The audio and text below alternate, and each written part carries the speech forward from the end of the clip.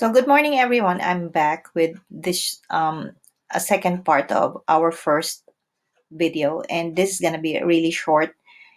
So I just want to emphasize that sometimes you encounter the presentation of the y-intercept as a single number. Like in this case, based from this equation, we could easily tell that the y-intercept is that number 8.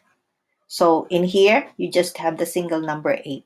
What that means is that 8 crosses your line crosses your y-axis on y equals positive 8. So if you take a look at this very rough illustration of what it means, so this 8 as the y-intercept means that here you count up 1, 2, 3. So from the center, so you count up 1, 2, 3, 4, 5, 6, 7, 8.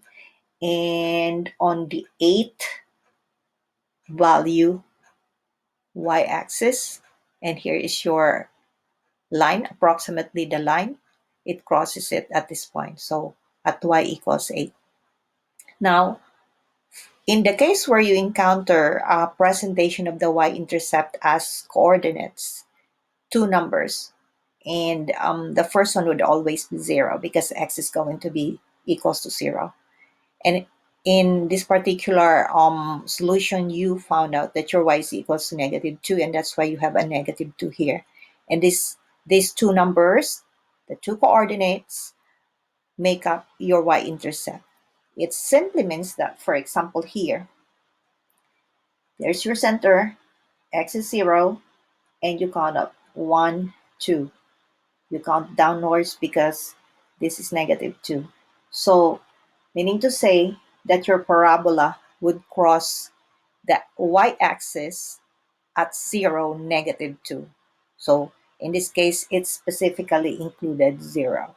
So, approximately, the graph of your parabola here, and this is not exact, it could look like this, more or less.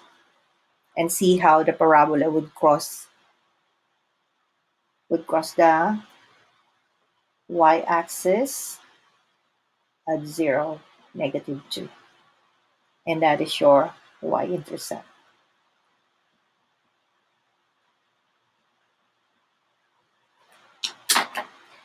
If you want to take a look at it from Desmos, let me see if I could pull out the Desmos here.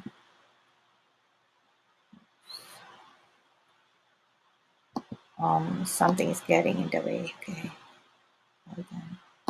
So your Desmos, so this is now the graph, formal graph of your y equals 3, the quantity x plus 1, closed quantity squared minus 5, and see how here's your 0, -2. So 0, -2 is your y-intercept.